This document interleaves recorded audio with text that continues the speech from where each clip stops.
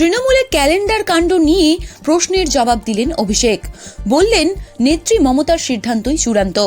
নতুন বছরের শুরুতেই ক্যালেন্ডার কাণ্ড নিয়ে বিতর্ক তৈরি হয়েছিল তৃণমূলের অন্দরে। গত শুক্রবার সেই খবর প্রথম প্রকাশ করেছিল আনন্দবাজার অনলাইন, আর 8 দিনের মাথায় শুক্রবার তা নিয়ে প্রথম মুখ খুললেন অভিষেক বন্দ্যোপাধ্যায়। উল্লেখ্য, তৃণমূল সূত্রেই জানা গিয়েছে, যে ক্যালেন্ডার নিয়ে বিতর্ক তৈরি হয়েছিল তা বিতরণ করা হয়েছিল অভিষেকের ক্যামাক স্ট্রিটের দপ্তর থেকেই।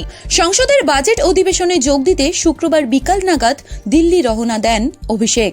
তার আগে বিমানবন্দরে ক্যালেন্ডার কাণ্ড নিয়ে প্রশ্ন করায় তিনি বলেন, আমি এ বিষয়ে কিছু জানি না। কি হয়েছে? দুটি ক্যালেন্ডারই দিদি মমতা বন্দ্যোপাধ্যায়ের ছবি ছিল। আমি শুনেছি কিছু সংবাদ মাধ্যম একটি নির্দিষ্ট দৃষ্টিকোণ অ্যাঙ্গেল থেকে খবরটা পরিবেশন করেছে, সেটা ঠিক নয় বলেই আমি মনে করি। তারপরেই অভিষেক বলেন, একটি ক্যালেন্ডার বিশেষভাবে ডায়মন্ড হারবারে দেওয়া হয়েছিল, অন্য একটি ক্যালেন্ডার দলের মাধ্যমে পৌঁছেছিল। পরে জানতে পারি মমতা বন্দ্যোপাধ্যায়ের ছবিটি পছন্দ নয়, তাই তিনি ক্যালেন্ডারটি ব্যবহার করতে বারণ করেছেন। তাঁর সিদ্ধান্তই চূড়ান্ত, এর মধ্যে কোনো বিরোধ নেই।